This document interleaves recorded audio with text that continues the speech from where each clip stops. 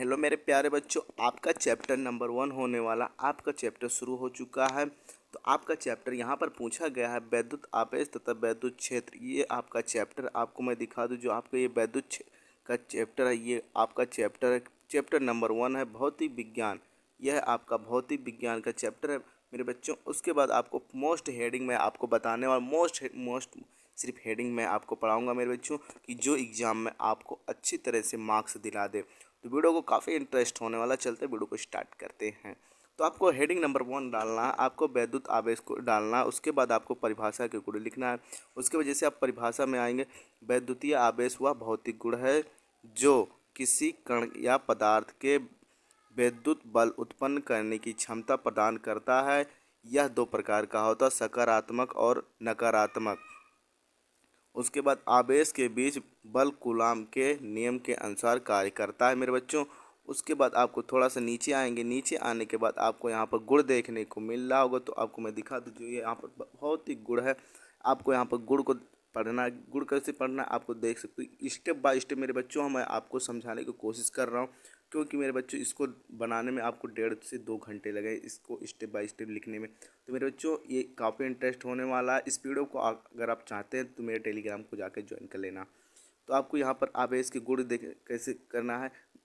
आवेशों के बीच आकर्षण या प्रतिकर्षण बल लगता है। समान आवेश एक दूसरे के प्रतिकर्षित करते हैं, जब विपरीत आवेश एक दूसरे को आकर्षित करता है। नंबर तीसरा पॉइंट है, आवेश का संरक्षण होता है, अर्थात कुल आवेश किसी बंद प्रणाली में परिवर्तित नहीं होता है। नंबर चौथा पॉइंट है, आवेश का परिमाण इलेक्ट्रॉन या प्रोटॉन के गुणों के रूप में मापा जाता है।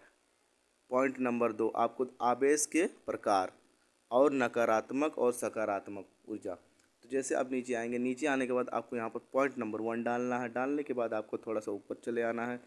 ऊपर में आने के बाद मेरे बच्चों आपको यहाँ पर क्या करना होगा, जैसे सकारात्मक आवेश हेडिंग डालोगे, डालने के बाद आपको यहाँ पर यह वह आवेश होता है जो प्रोटॉन से संबंधित होता है। मतलब प्रोटॉन से संबंधित होता है। जब कोई वस्तु सकारात्मक आवेश प्राप्त करता है तो यह अन्य नकारात्मक आवेश को आकर्षित करता है मेरे बच्चों।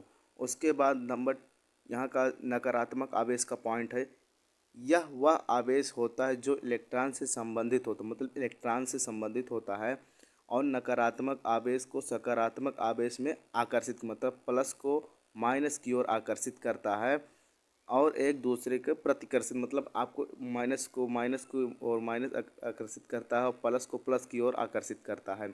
उसके बाद मेरे बच्चों क्या करना है, आपको यहाँ पर 3 नंबर पॉइंट है, आपको कूलाम का नियम या आवेश के बीच बल। तो आपको मैं दिखा दूँ जो कूलाम का नियम है। उसके बाद आपको यहाँ पर क्या करना होगा, जो यहाँ पर परिभाषा आपको देखने को मिल रहा है, कूलाम का नियम कहते हैं, मतलब दो बिंदुओं के आवेश के बीच जो बल लगता है वह उन आवेशों के परिमाण के समानुपाती होता है और उनके बीच एक दूसरे दूर वर्ग के विपरीत समानुपाती होता है। यह बल आवेशों के प्रकार पर निर्भर करता है। यह समान आवेश एक दूसरे को प्रतिकर्षित करता रहता है, और जबकि विपरीत आवेश एक दूसरे को आकर्षित करते हैं। उसके बाद आपको यहाँ पर जो सूत्र मिलता है, आपको यहाँ पर सूत्र जो मिलता है, ये सूत्र आपको वेरी इंपॉर्टेंट है। आपको ये सूत्र आपको वेरी इंपॉर्टेंट है मेरे बच्चों। इस सूत्र को आप अपने कॉपी में ज़रूर लिख लेना। उसके बाद हम लोग चलते हैं नीचे की ओर। यहाँ पर आपको यहाँ पर एक और पॉइंट करके मिल जाएगा, और आवेश का मान होता है आवेश के बीच की दूरी और कूलाम को स्थित जिनका मान होता है। उसके बाद यहाँ पर चौथा पॉइंट आपको क्या पूछा गया, यह आपका चौथा पॉइंट वैद्युत क्षेत्र की परिभाषा और गुण। तो परिभाषा लिखना है आपको। वैद्युतीय क्षेत्र का वह क्षेत्र होता है जो जिसके वैद्युत आवेश द्वारा उत्पन्न होता है। इस क्षेत्र में किसी एक दूसरे आवेश पर वैद्युत बल कार्य करता है। यदि बिंदु पर सकारात्मक परीक्षण आवेश रखा जाए तो वह वैद्युत क्षेत्र की दिशा उस परीक्षण आवेश का कार्य करने वाला बल की दिशा होगा।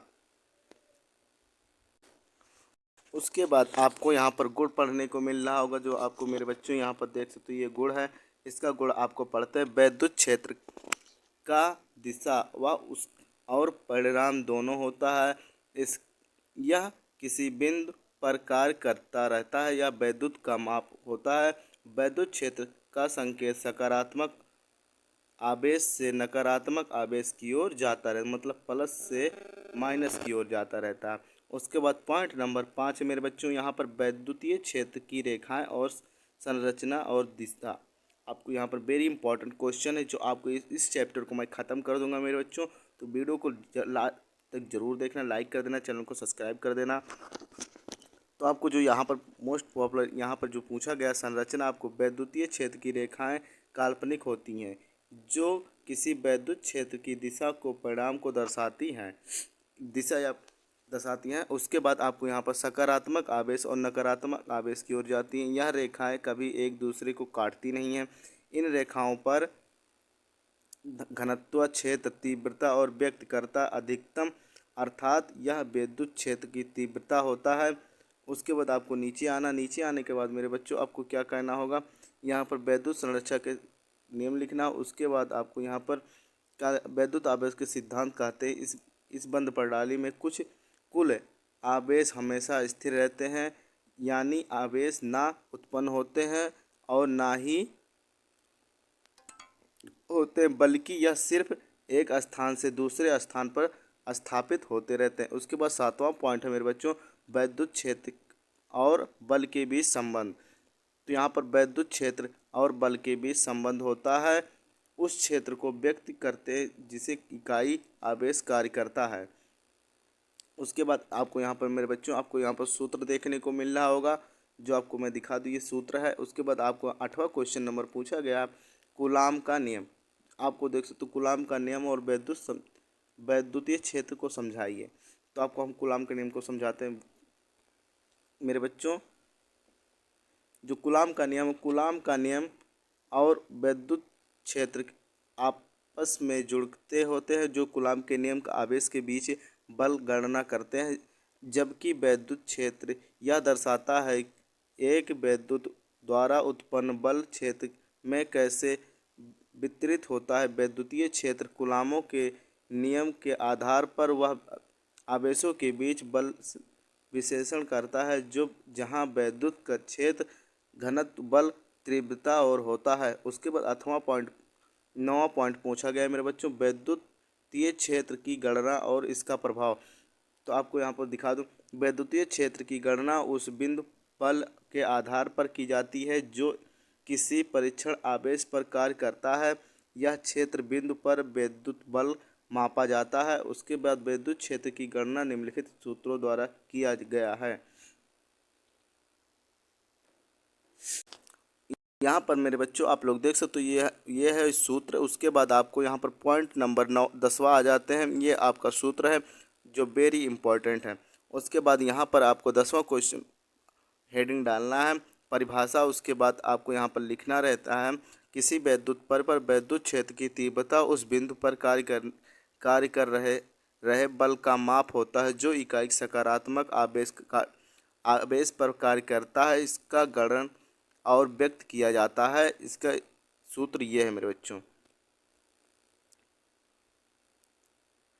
उम्मीद कर रहा हूँ अगर इस चैप्टर से अगर आप कुछ समझे होंगे तो अच्छा, वीडियो को लाइक कर देना, चैनल को सब्सक्राइब कर, कमेंट करके बताना वीडियो कैसे लगा। अगर आपको इसका PDF चाहे तो मेरे टेलीग्राम पे जाकर ज्वाइन कर लेना, या व्हाट्सअप लिंक आपको वहाँ पे ज्वाइन कर लेना। मैं आपको इस